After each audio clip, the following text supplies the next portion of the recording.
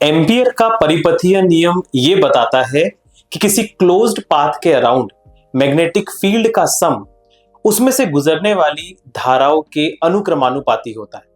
नमस्कार, मेरा नाम है नीरज उमाले और आप सभी का स्वागत है क्विक एजुकेशन के इस यूट्यूब चैनल पे, जिसमें हम पढ़ रहे हैं फिजिक्स और 12th की फिजिक्स का आज का ये दूसरा टॉपिक हम देख रहे हैं, जिसका नाम है एम्पियर का परिपथीय नियम। तो चलिए हम इसको समझते हैं कि आखिर ये क्या है।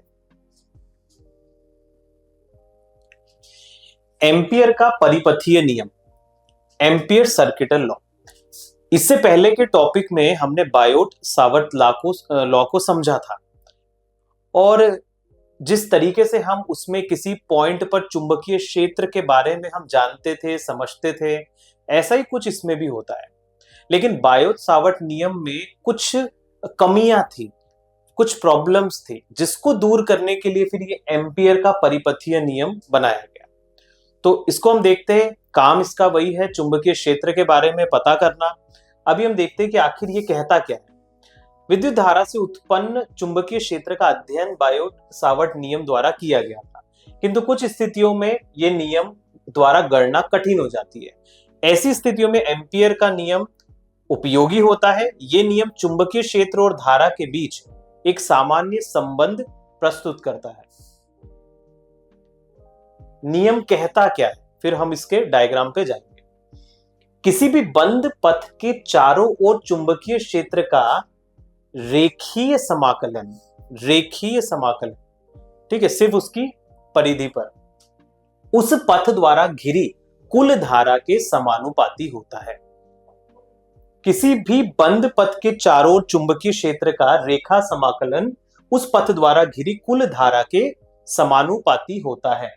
फॉर्मूला बना इसका, समाकलन B vector dot DL vector equal to mu naught, ये चुंबकीय पारगम्यता, आई इनक्लोज्ड मतलब जितनी भी करंट है उनका बीज गणितीय योग। ठीक है, तो जहां पे बी आपका चुंबकीय क्षेत्र है, डीएल बंद पथ का छोटा तत्व, छोटा सा हिस्सा उसका, आई इनक्लोज्ड उस पथ द्वारा घिरी कुल धारा, और म्यू नॉट जिसकी वैल्यू हमने पहले भी देखी थी 4 × 10⁻⁷ T/A, ये मुक्त स्थान की पारगम्यता है।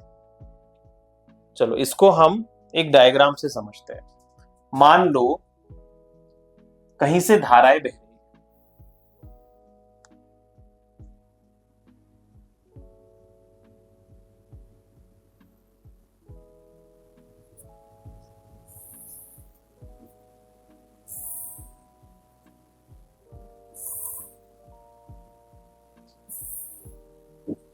ये कुछ धाराएं बह रही है, ठीक है, जिसकी ये है आपका I1, I2, I3, I4 और ये है आपका I5।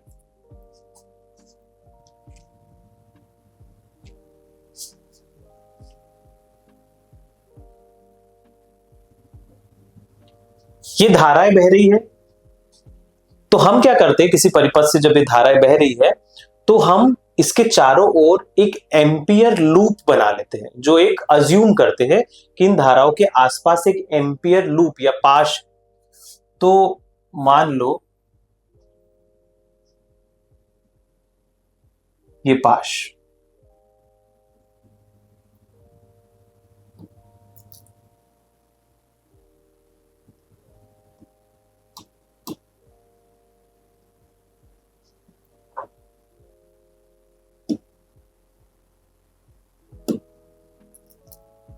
ठीक है, ये एक पाश बना दिया है, ये एम्पियर का एक पाश।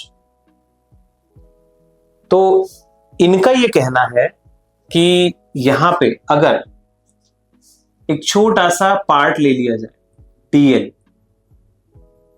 ये समझ गए ना, ये जो सर्कल है ये ऐसे बनाया हुआ है, सर्कल है ये, साइड में हम नीचे से व्यू देख रहे हैं, लेकिन ये एक पाश, एक सर्कल बनाया हुआ है वहां पे, वृत्त, ठीक है, वृत्ताकार है ये, और ये इसके अंदर से मान लो धाराएं बह रही है। तो हमने धाराओं के आजू बाजू एक अज्यूम कर लिया एक पथ, और उसमें एक छोटा सा पोर्शन ले लिया डीएल, ठीक है, और इसकी जो चुंबकीय क्षेत्र है, चुंबकीय क्षेत्र इसका है बी वेक्टर, और ये सारी धाराएं। तो एम्पियर का परिपथीय नियम क्या कहता है किसी भी बंद परिपथ के चारों ओर चुंबकीय क्षेत्र का रेखा समाकलन, ये जो चुंबकीय क्षेत्र है, ठीक है, ये यहाँ पे ये जो हमने अज्यूम किया है, इसका रेखीय समाकलन b dot dl, b vector dot dl vector बराबर से कितना होगा? ये आपके म्यू नॉट और सभी धाराओं के योग के बीजगणितीय योग के बराबर होगा। बीजगणितीय योग माना डायरेक्शंस को कंसीडर करना होगा, डायरेक्शंस को कंसीडर करना होगा। जैसे अगर आप देखो I1 plus I2 plus I3 plus I4, यहां तक तो ठीक है क्योंकि सबकी डायरेक्शन एक है, तो इनको हमने पॉजिटिव ले लिया। लेकिन I5 की डायरेक्शन अपोजिट है, तो मैं उसको लिखूंगा माइनस आई फाइव, ठीक है। तो I1 प्लस I2, तो ये बताया कि इसका जो समाकलन है, इस रेखीय समाकलन, ठीक है, वो किसके बराबर होता है? म्यू नॉट गुणित सभी धाराओं के बीजगणितीय योग के बराबर होता है। तो यही हमने वहां पे आपका जो फॉर्मूला था वो यहाँ पे लिखा था, B dot dl equal to mu naught I enclosed. बात समझ में आ रही है? इसके अंदर जितनी धाराएं है वो सब धाराओं का बीजगणितीय योग अनुक्रमानुपाती होता है आपके रेखीय समाकलन के। और ये पाश हमने अज्यूम किया है, ये पाश हमने माना है कि ऐसा एक पाश है, ठीक है।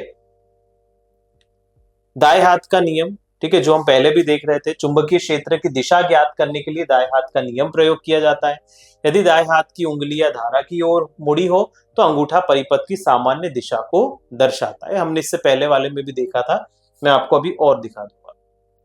समाकलन का अर्थ क्या है? तो जैसे बताया कि dl उस पाश का एक छोटा सा हिस्सा है, तो समाकलन माना कि सारे ऐसे dl जैसे जितने पार्ट उसमें आ रहे हैं, पूरी की पूरी उस लेंथ का जोड़ बेसिकली, तो वो हो जाता है आपका समाकलन। तो अर्थ है कि हम किसी बंद पथ के चारों चुंबकीय क्षेत्र के सभी छोटे घटकों को जोड़ देते हैं। यदि चुंबकीय क्षेत्र समान है और B और dl समानांतर है तो आपको ये मिलेगा B 2πr। कैसे?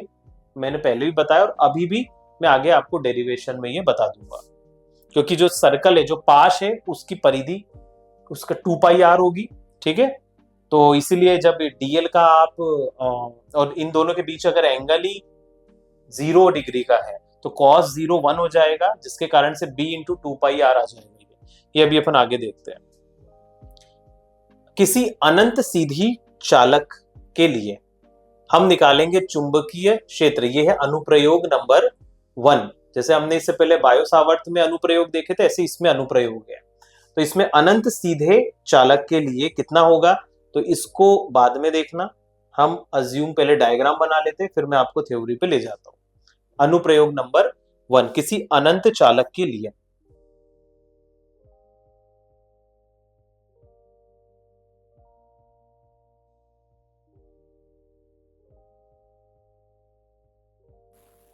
मान लो ये एक अनंत चालक तार है,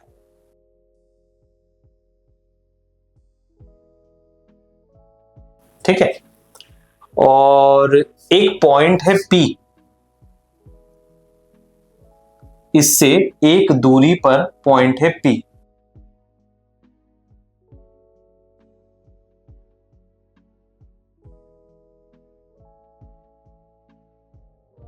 ये है एक पॉइंट P, ठीक है, और इसमें एक धारा बह रही है I। तो इसके कारण इस पॉइंट P पर कितना चुंबकीय क्षेत्र होगा वो हम देखेंगे। किसके नियम को फॉलो करते हुए? एम्पियर के परिपथ नियम को। तो इसका सबसे पहले एक छोटा सा हिस्सा, ये वाला dl,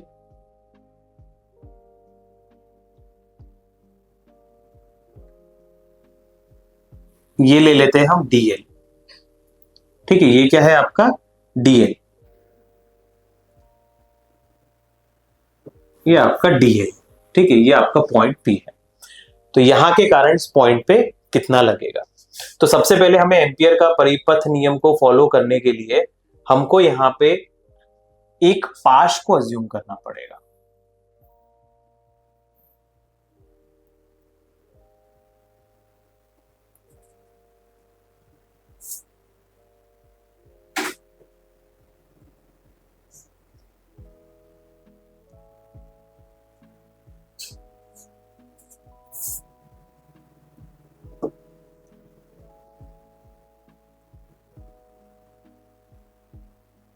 एक पाश अज्यूम कर लेते हैं।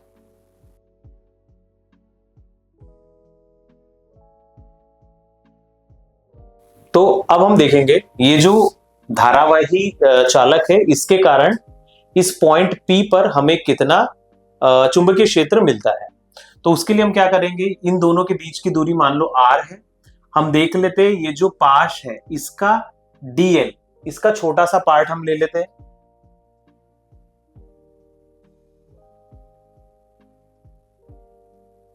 इसका छोटा सा पार्ट हम ले लेते हैं यहां पे, ये हो गया आपका dl। ठीक है, ये क्या है, dl।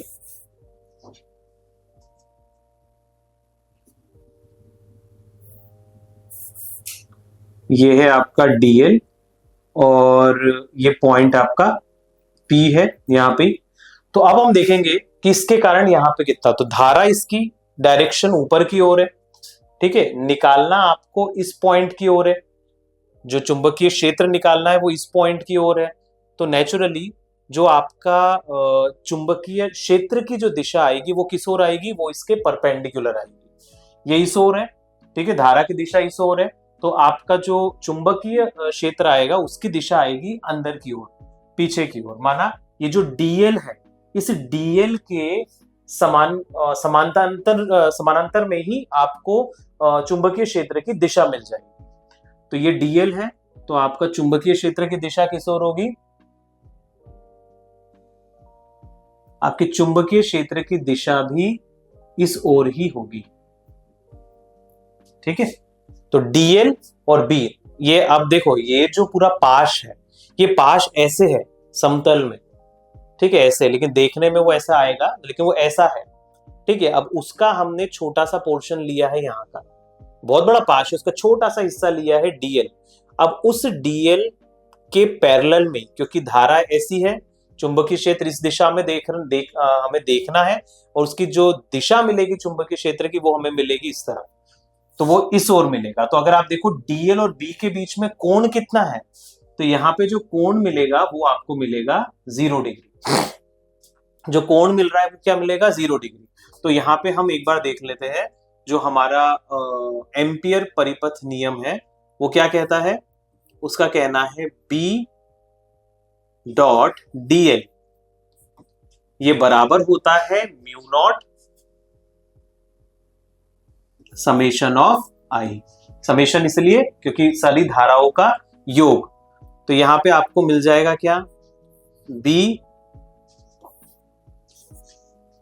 डीएल कॉस थीटा बराबर म्यू नॉट समेशन ऑफ आई, एक ही धारा है यहाँ पे, ये हो जाएगा आई। ठीक है, तो अब यहाँ थीटा क्या है, थीटा तो यहाँ पे दोनों के बीच 0 है, तो थीटा इज इक्वल टू 0। तो थीटा 0 हो गया तो ये 1 हो गया, डीएल कॉस 0 क्या हो गया, 1 हो गया, ये आपका म्यू नॉट आई। ठीक है, तो डीएल क्या होगा, अब डीएल का पूरा समाकलन, ये डीएल का पूरा समाकलन माना 2 पाई आर। ठीक है, 2 पाई आर होगा, तो बी हो जाएगा आपका 2 पाई आर बराबर म्यू नॉट आई। तो आपका बी क्या आ जाएगा, बी आ जाएगा आपका mu naught I upon 2 pi R. ये आपके एम्पियर के परिपथीय नियम का से मिलने वाला आपका चुंबकीय क्षेत्र है। ठीक है, लंबे जो तार के लिए, माना जो एक अनंत चालक वाला तार है, देखो यही हमने यहां निकाला था पहले जो लिखा हुआ था कि मान लो एक लंबी सीधी चालक में धारा I प्रवाहित हो रही है, तो एम्पियर नियम के अनुसार B डॉट डीएल बराबर से म्यू नॉट आई। आई जो था वो इनक्लोज्ड माना टोटल करंट था, तो यहाँ पे देखो हमने उसका किया तो 2 पाई आर आया, B बराबर से mu naught I 2 pi R, या कैपिटल आई लिख दिया, लेकिन वो आपके ऊपर है क्या लेना है आपको। तो ये बायो सावर्त के नियम से भी मिलता है ये परिणाम। ठीक है, ये हो गया हमारा। इसके बाद हम देखते हैं धारावाही मोटे चालक तार के कारण चुंबकीय क्षेत्र। धारावाही मोटे चालक तार के कारण, तो मोटा चालक तार हम पहले बना लेते हैं यहाँ पे, फिर उसके बाद इसको सॉल्व करते हैं।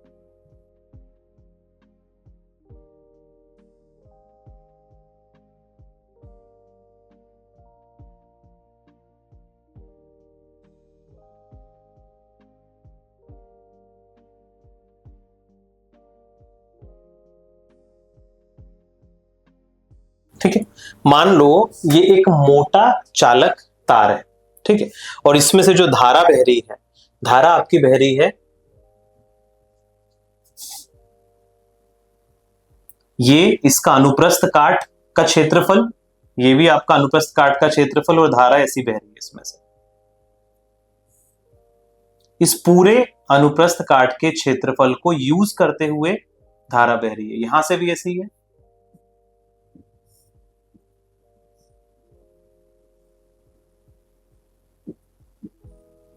पूरे, तो यहां से निकल रही है, यहां से जा रही है धारा, ठीक है।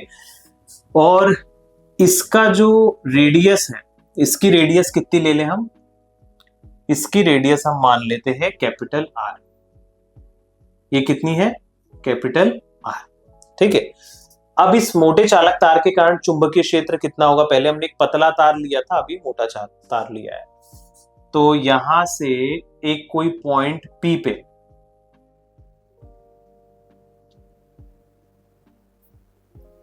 ये कोई पॉइंट पी है आपका, जहां पे आपको इसकी धारा निकालनी है, ठीक है। तो ये पॉइंट पी है। अब क्या करना पड़ेगा, इसके कारण हमें यहां निकालनी है, इसका भी सेंटर पॉइंट हम लगा ही लेते हैं यहाँ पे, और यहां हम बना लेते हैं अब हमारा एम्पियर का परिपथ, ठीक है, एम्पियर का पाश बेसिकली जो इससे होकर के गुजरेगा, तो एम्पियर का पाश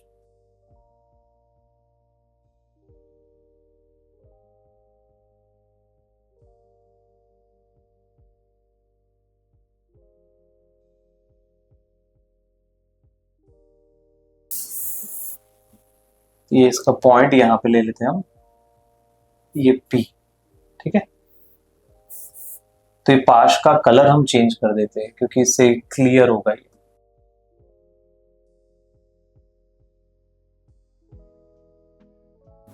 ये हो गया पाश, और ये हो गया आपका पॉइंट P,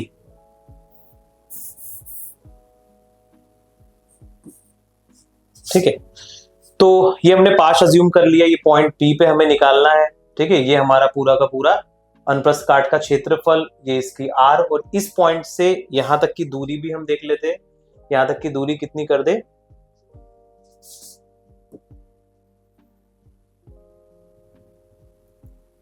ये दूरी को हम ले लेते हैं R, ये हो गई R, ठीक है।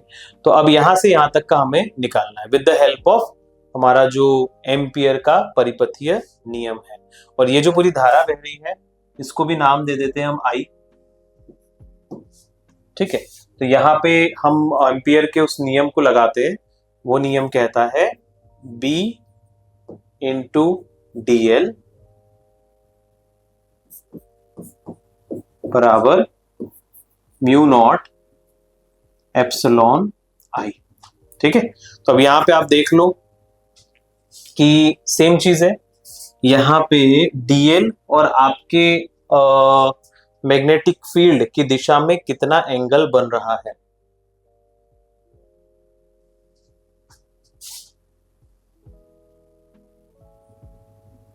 ये मान लो आपका DL, ठीक है, ये आपका DL। और कैसे होगा, सेम चीज वही होगी जिससे पहले हुआ था, धारा की दिशा ऊपर की ओर है, ठीक है, और आप इस दिशा में निकालना चाह रहे हो, पॉइंट आपका P इस ओर है, तो आपका जो चुंबकीय क्षेत्र की दिशा होगी वो पीछे की ओर, माना DL के ही परपेंडिकुलर होगी, पैरेलल होगी।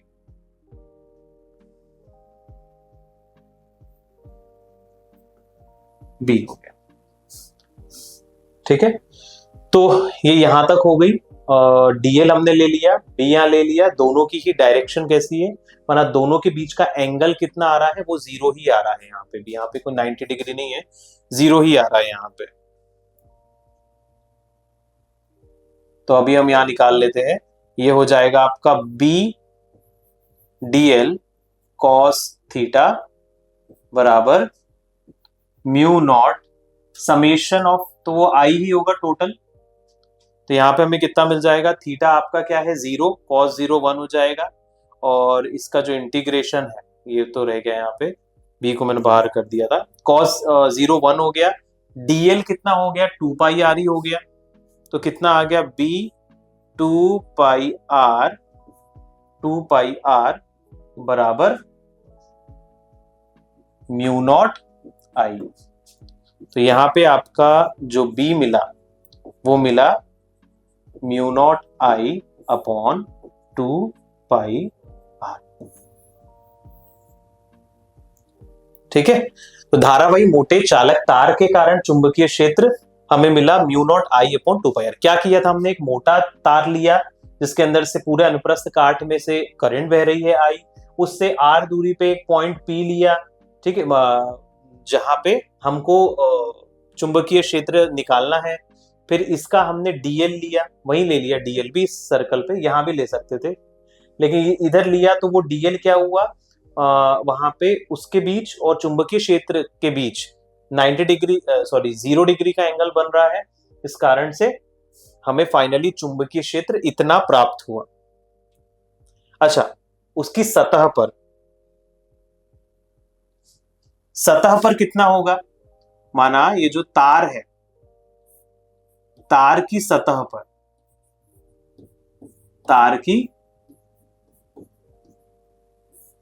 पर कितना प्राप्त होगा, तो तार की सतह पर हमें प्राप्त होगा आर बराबर, इसे हम क्या रख देंगे, कैपिटल आर, क्योंकि अंदर की जो रेडियस है, माना इस पॉइंट पे हम कह रहे हैं, इस पॉइंट पे हमें कितना प्राप्त होगा, अगर ये पॉइंट पी है तो इस पॉइंट पे हमें कितना चुंबकीय क्षेत्र प्राप्त होगा। तो बस कुछ नहीं, इससे पहले वाले में आपको क्या रख देना है, आर की जगह कैपिटल आर।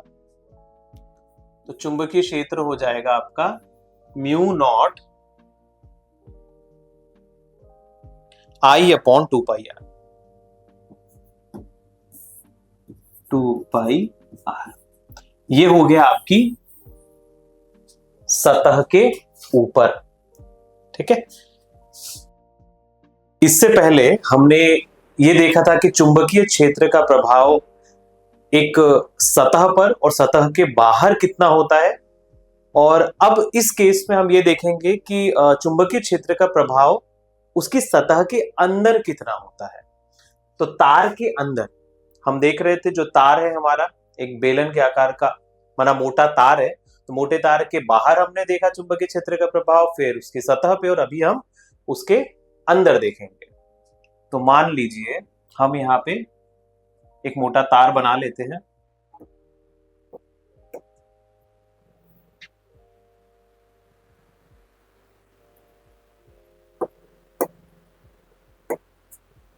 ये हमने एक तार ले लिया और इसकी सतह पे तो हम एक और यहाँ पे अज्यूम कर लेते हैं,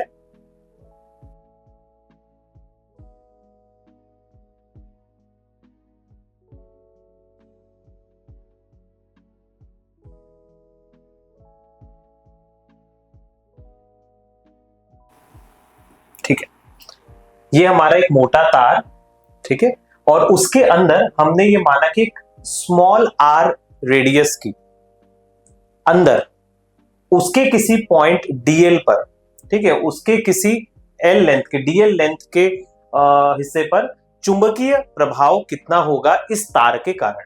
तो हम ये जानते हैं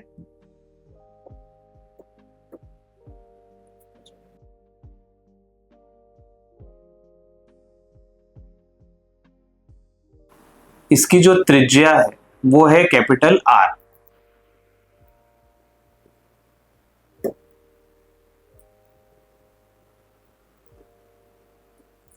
ठीक है, ये है कैपिटल, अच्छा, और यहां की भी हम बना लेते हैं,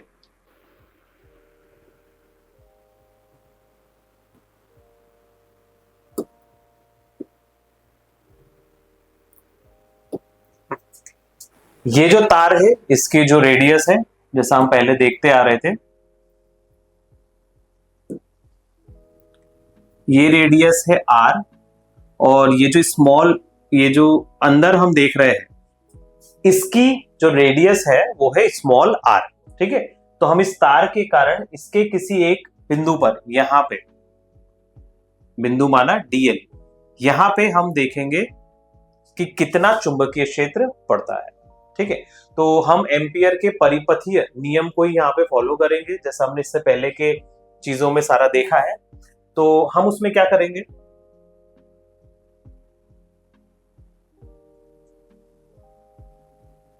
अभी हम इसमें देखते हैं कि एम्पियर का परिपथ नियम लगा के। अच्छा, लेकिन उससे पहले मैं बता दूं कि ओवरऑल इसमें से जो धारा प्रवाहित हो रही है हम वो मान लेते हैं कि वो है आई, और ये जो हमने अंदर आर, स्मॉल आर रेडियस का एक हमने यहां पे देखा, तो इसके अंदर से हम मान लेते हैं, और इसके अंदर से भी कितनी निकल रही है, टोटल निकल रही है आई, और इसके अंदर से मान लीजिए निकल रही है, यहां से निकलने वाली धारा है आई डैश, ये है आपकी आई डैश, टोटल आई, और इसमें से हमने माना आई डैश निकल रही है धारा। तो अब एम्पियर का परिपथ का नियम हम लगा लेते हैं। तो वो नियम के अनुसार क्या होता है, हम जानते हैं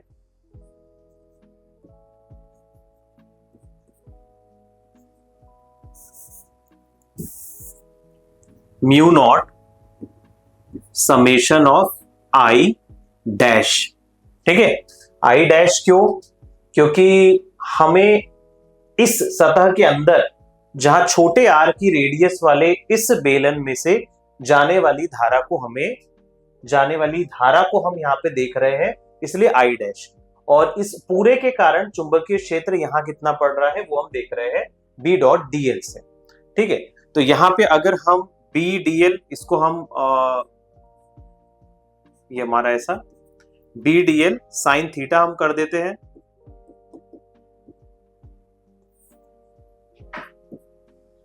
ये हो जाएगा आपका म्यू नॉट एप्सिलॉन। तो एप्सिलॉन आई क्या होगा, बेसिकली एप्सिलॉन आई ही यहां पे आपका यहां पे हो जाएगा आई डैश, क्योंकि टोटल जो इसमें से धारा बह रही है वो तो आई डैश है ना। अब हम इसका समाकलन कर देते हैं, तो थीटा आप देख लीजिए, डीएल और आपके चुंबकीय क्षेत्र के बीच में कितना एंगल बन रहा है, डीएल और आपके चुंबकीय क्षेत्र के बीच में जो एंगल बन रहा है वो कितना होगा।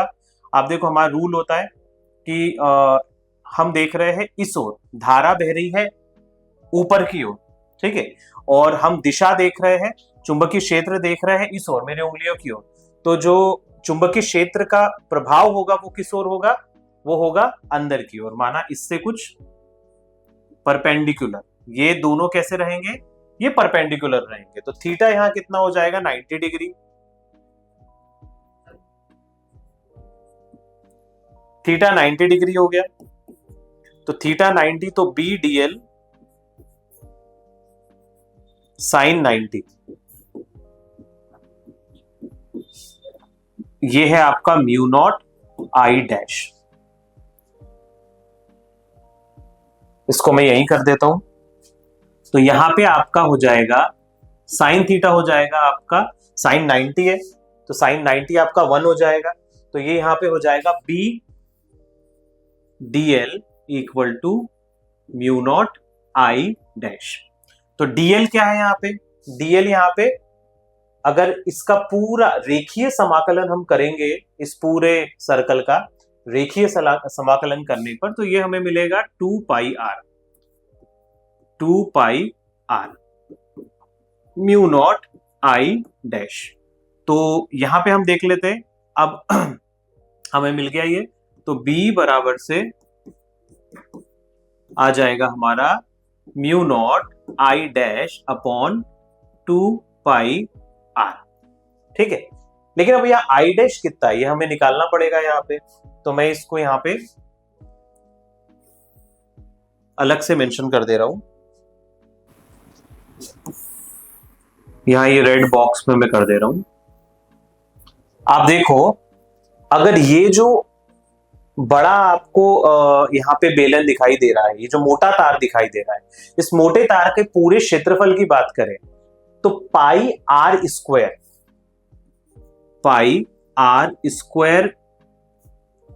क्षेत्रफल से बहने वाली धारा कितनी होगी, वो होगी आई होगी, क्योंकि इस पूरे क्षेत्रफल में से बहने वाली टोटल धारा तो आई बह रही है। तो फिर एकांक क्षेत्रफल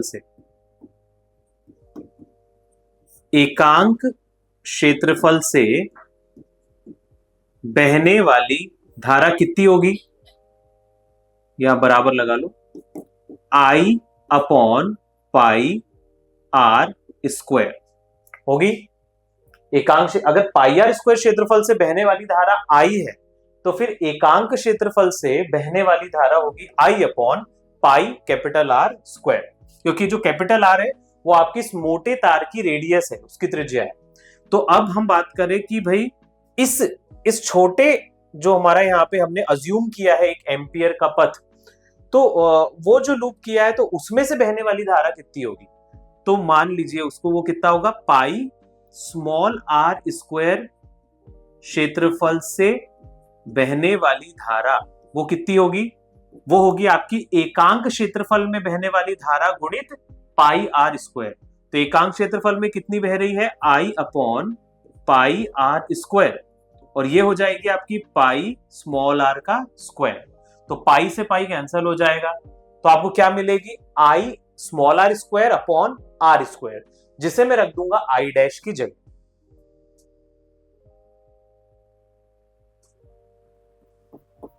यहां पे रख देते हैं हम b बराबर म्यू नॉट, आई डैश की जगह क्या रखूंगा मैं, I small R square upon, यहां पे क्या है, टू पाई आर, और ये हो जाएगा आपका कैपिटल आर स्क्वायर। ठीक है, तो अब आप यहां देख लो, ये आर से ये आर कट गया, तो फाइनली आपको क्या मिला, चुंबकीय क्षेत्र B बराबर से mu naught I upon 2 pi capital are का स्क्वायर।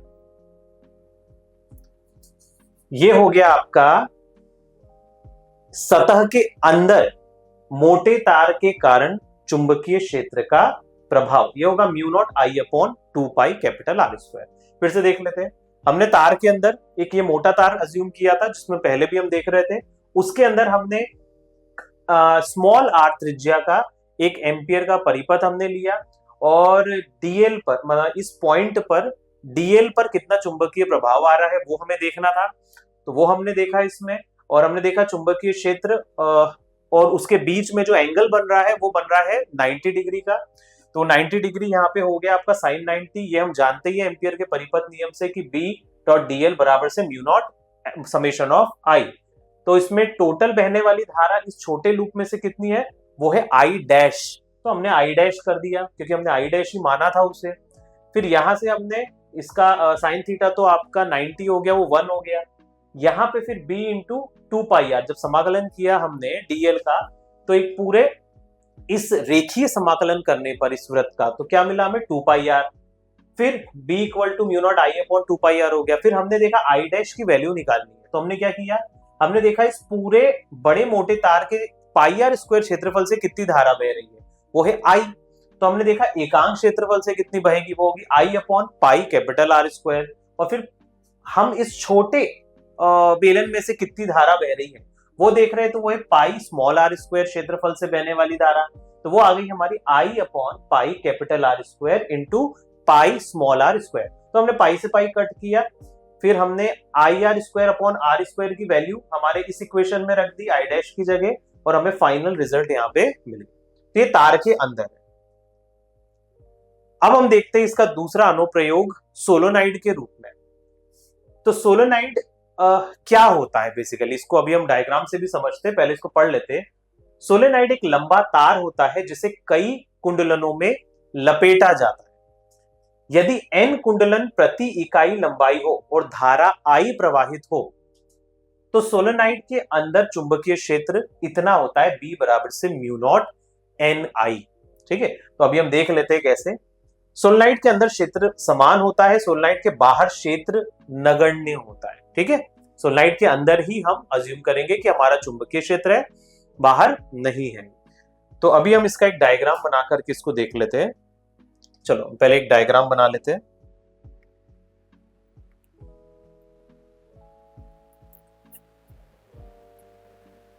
अच्छा, पहले आपको यह समझना जरूरी है कि सोलेनाइड होता कैसे, तो मैं एक डायग्राम यहां बना देता हूं।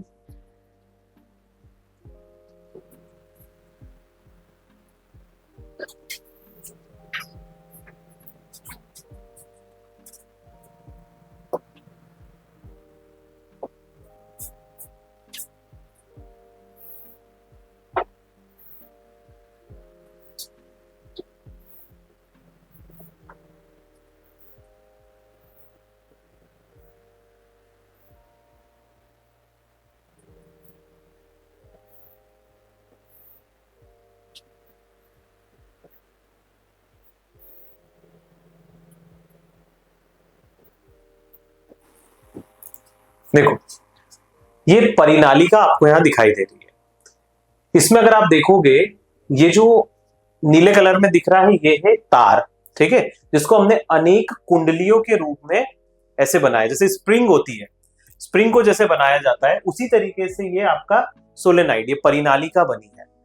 तो इसमें हमने क्या किया, जैसे अभी तक हम देख रहे थे भाई लंबे तार के कारण, है ना, या फिर मोटे तार के कारण, अभी हम देख रहे हैं कि अगर परिनालिका के रूप में, इस कुंडलियों के रूप में अगर आपके तार को लपेटा गया है तो उसमें क्या चुंबकीय प्रभाव पड़ेगा, ठीक है, वो हम इसमें देखेंगे।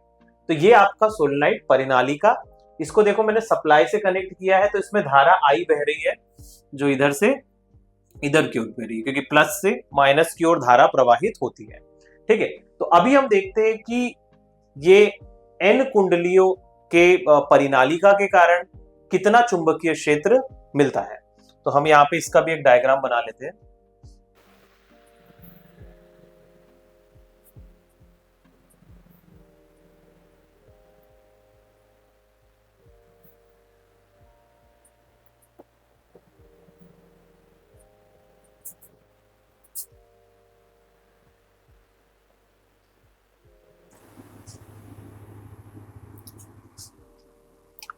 ये वही सोलेनाइड को मैं थोड़े अलग तरीके से, ताकि मैं चुंबकीय क्षेत्र को यहां से दिखा सकूं। तो आप ये समझो धारा अंदर जा रही है, ठीक है, और बाहर आना, यहां से गई और यहां से बाहर आ रही है। तो बाहर आने को मैं धारा को दिखाता हूं किससे, डॉट से, डॉट से, ठीक है। और अगर धारा अंदर की ओर जा रही है, बाहर की ओर आ रही है, माना इन कुंडलियों से बाहर की ओर आ रही है, तो मैं दिखाऊंगा उसे डॉट से। और यदि अंदर की ओर जा रही है तो उसे हम दर्शाते हैं क्रॉस से, ठीक है। ये और कुछ नहीं दिखाता है, ये सिर्फ ये बता रहा है कि ये कोई चुंबकीय क्षेत्र नहीं बता रहा है, ये कोई ऐसे नहीं बता रहा है, बस ये बता रहा है कि कोई चीज, कोई आपकी क्वांटिटी जो है वो आपको अंदर से बाहर आती हुई दिख रही है या बाहर से अंदर की ओर जाती दिख रही है। तो यहां पे मैं डॉट बना देता हूं,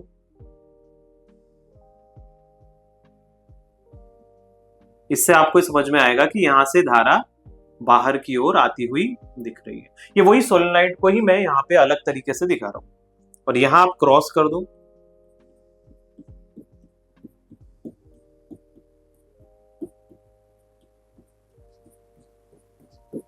यहां आपने क्रॉस कर दिया तो धारा यहां से आ रही है और इसके अंदर जा रही है, ठीक है। अब यहां चुंबकीय क्षेत्र देख लेते हैं हम। चुंबकीय क्षेत्र अंदर से होकर के जाते हुए हम दिखाएंगे।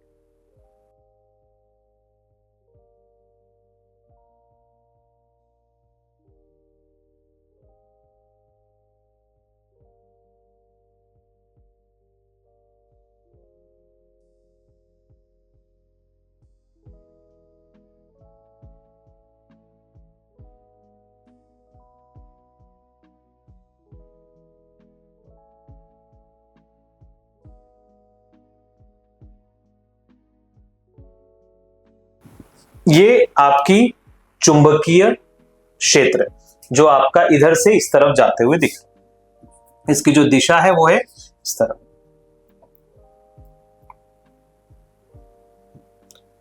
ये दिशा है, ठीक है। चुंबकीय क्षेत्र इधर से निकलते हुए और इस ओर जाते हुए आपको दिखाई दे रहा है। अब ये हमारा सोलेनाइड को ही दिखाया है, यही समझ लीजिए यहां पे है, जिसके अंदर से चुंबकीय बल रेखाएं गुजर रही है, फ्लक्स निकल रही है। तो अभी हम देखते हैं कि आखिर चुंबकीय क्षेत्र का प्रभाव कितना होता है। तो हम एक एम्पियर के परिपथ को यहाँ पे अज्यूम करते हैं, रेक्टेंगुलर एम्पियर के परिपथ को।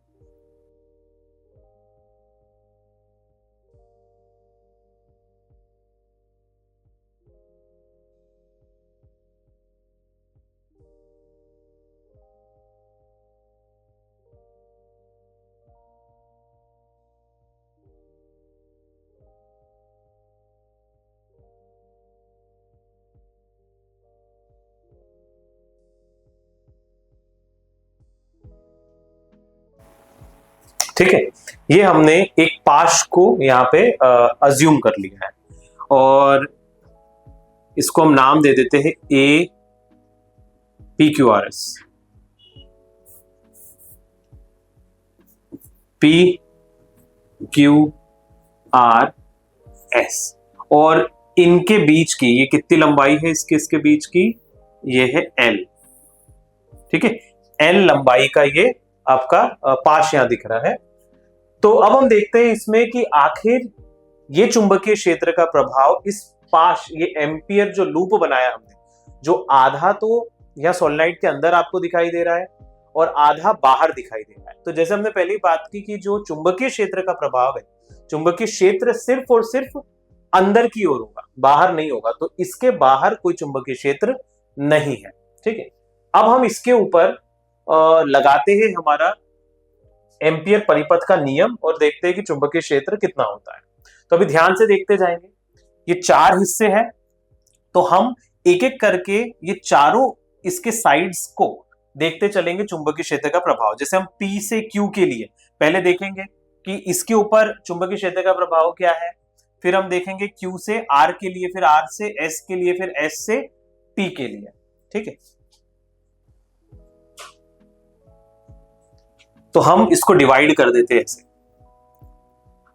हम सबसे पहले देखते हैं P से Q के लिए, B dot dl cos theta.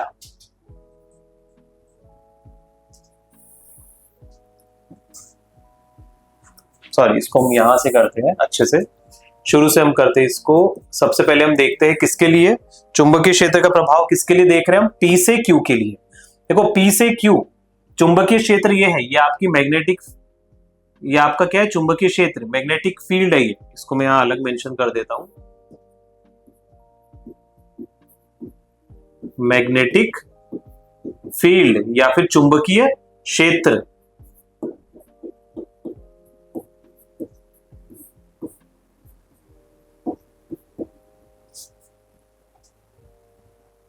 तो अब देखो हम सबसे पहले किसके लिए देख रहे हैं, P से Q के लिए।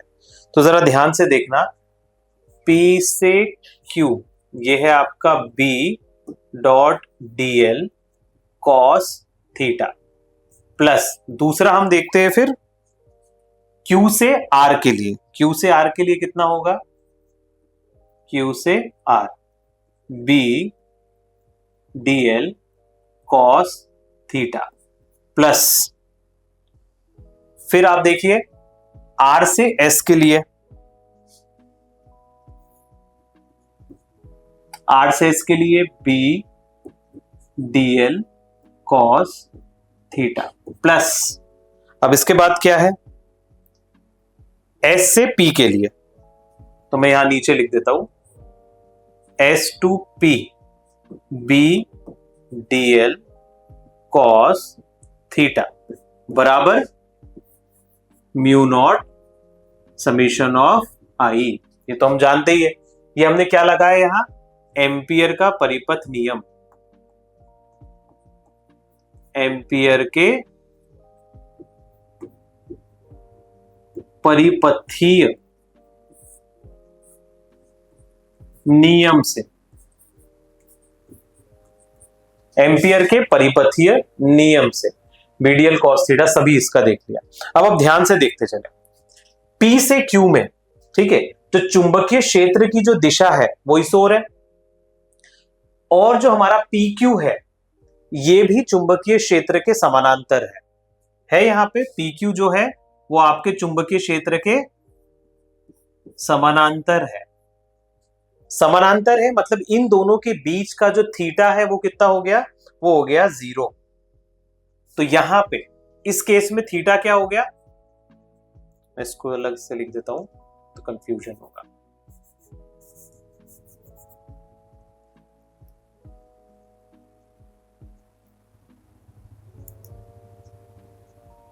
थीटा है यहां पे 0, Q से R के इसमें, अच्छा चुंबकीय क्षेत्र तो है ना, PQ जो है वो चुंबकीय क्षेत्र में तो आ रहा है, लेकिन चुंबकीय क्षेत्र और PQ के बीच का जो एंगल है वो 0 है। अब हम Q से R के लिए देखते हैं, तो Q से R के केस में अगर आप देखोगे चुंबकीय क्षेत्र बाहर तो 0 होता है, तो यहां पे थीटा की वैल्यू कोई मायने नहीं रखेगी। देखा जाए तो थीटा जो एंगल है इस QR और चुंबकीय क्षेत्र और QR दोनों के बीच 90 डिग्री का एंगल है, वो भी हम देख लेते हैं, थीटा इज इक्वल टू 90 रख लेंगे। लेकिन आप दूसरी चीज इसमें देखेंगे कि क्यू आर जो है इसमें आधे से ज्यादा में तो चुंबकीय क्षेत्र है ही नहीं, तो वहां वैसे ही शून्य हो जाता है।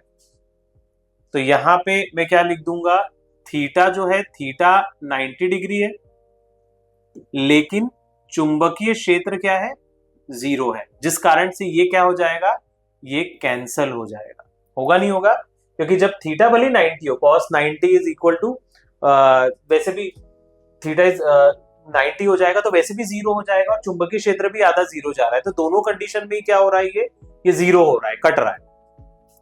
फिर तीसरा देखो आप, R से S के लिए, तो R से S तो ये कंप्लीटली चुंबकीय क्षेत्र से बाहर है, तो यहां तो हमें एंगल देखने की जरूरत ही नहीं है। वैसे एंगल क्या ही बनेगा, चुंबकीय क्षेत्र ही नहीं है तो कोई बात ही नहीं है। तो R से S के लिए जो चुंबकीय क्षेत्र होगा वो क्या हो जाएगा, वो तो ऑलरेडी ही 0 हो जाएगा, कैंसल हो जाएगा, क्योंकि उसमें कुछ चुंबकीय क्षेत्र है ही नहीं। फिर चौथा है हमारा S से P। S से P, S से P में भी अगर आप देखोगे तो आधा तो ये चुंबकीय क्षेत्र से बाहर है। दूसरा, जितना चुंबकीय क्षेत्र में से गुजर रहा है तो उसमें भी जो थीटा की वैल्यू है वो क्या है, 90 डिग्री है। ये हमारा चुंबकीय क्षेत्र और ये आ रहा है थीटा 90, जिस कारण से क्या होगा, यहाँ पे थीटा 90 आ गया, तो ऑटोमेटिकली ये cos 90 क्या हो जाएगा, 0, और ये भी हमारा यहाँ कैंसल आउट हो जाएगा। ठीक है, तो फाइनली मुझे क्या मिला यहाँ पे, अगर मैं फाइनली यहाँ बात करूं तो फाइनली हमें मिला P से Q B DL cos theta, तो 0 cos 0 क्या हो जाएगा, cos 0 1 हो जाएगा, cos 0 1 हो गया, इक्वल टू कितना आ गया हमारा यहाँ पे, समेश म्यू नॉट आई। अब यहां पे हम देख लेते हैं इसमें, तो B को हम बाहर कर देते हैं, P से Q DL mu naught summation of आई।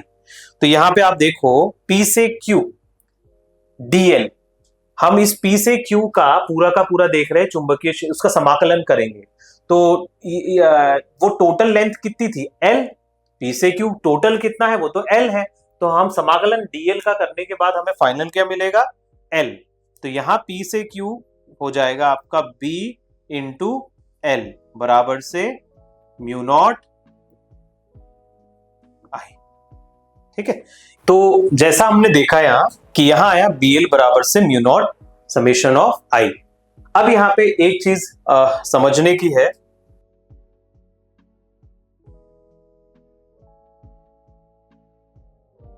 इसको एक ब्रैकेट में मैं बता दे रहा हूं।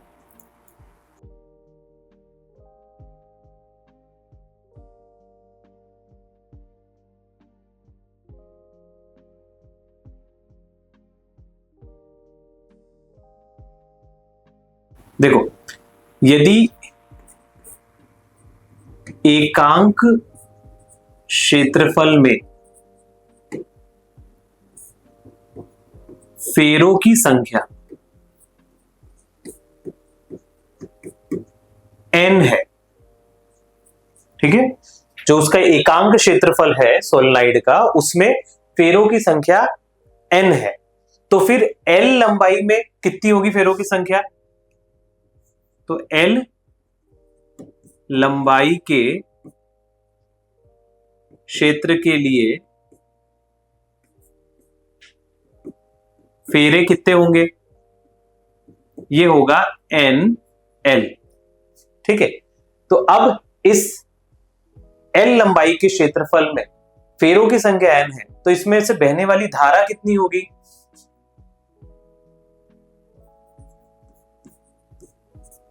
धारा होगी NIL।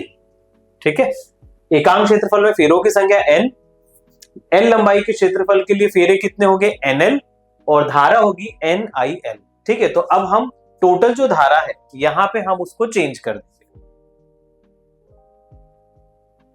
तो यहां कितना आया था हमें, B बराबर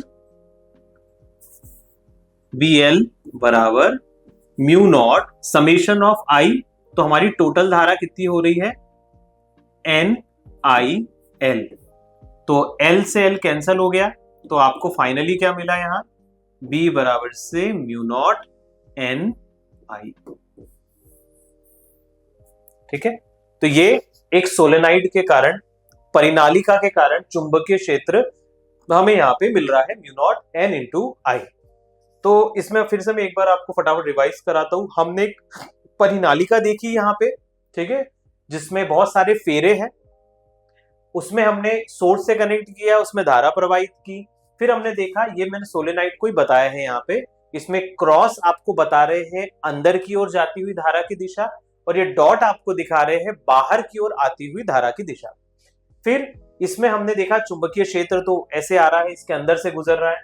फिर इसमें हमने एक एल लंबाई का और 1 एम्पियर का लूप परिपथीय जो है हमने यहाँ पे अज्यूम किया, PQRS उसे नाम दिया। फिर हमने इसके चारों सिरों पे, चारों जगहों पे, सतहों पे देखा कि चुंबकीय क्षेत्र का क्या प्रभाव पड़ रहा है। तो PQ से Q के लिए, Q से R के लिए, R से S के लिए और S से P के लिए। PQ समांतर था Q के, है ना, इसलिए यहाँ पे थीटा 0 हो गया, दोनों के बीच का एंगल ही नहीं है। तो यहाँ पे BDL cos थीटा है, थीटा 90 हो गया तो 0 हो गया। ये जो R से S वाला था वो तो ऑलरेडी चुंबकीय क्षेत्र से बाहर था, इसलिए वो ऑलरेडी ही 0 हो गया था। फिर S से P वाले में भी हमने देखा एंगल 90 थीटा था, तो वो भी वहां पे 0 हो गया। तो ऐसे करके हमें से P से Q का मिला B dot DL mu naught summation of I। Finally BL बराबर से mu naught summation of I। फिर हमने देखा धारा I जो है वो NIL होगी, और ये टोटल हमें मिलेगा यहाँ पे म्यू नॉट NI। ठीक है, तो ये जो टॉपिक है ये यहीं पर अभी समाप्त हो जाता है। तो इस रूल का यूज सोलेनाइड और टोराइड जैसे डिवाइसेस के मैग्नेटिक फील्ड को निकालने में होता है। ये इलेक्ट्रोमैग्नेटिज्म का एक फंडामेंटल प्रिंसिपल है। So thank you so much. और ऐसे ही डीप कंसेप्ट्स को समझने के लिए आप आज ही क्विक एजुकेशन की एप्लीकेशन को प्ले स्टोर से डाउनलोड करना ना भूलें, और साथ ही साथ इस यूट्यूब चैनल को भी लाइक, शेयर और सब्सक्राइब जरूर करें। Thank you so much.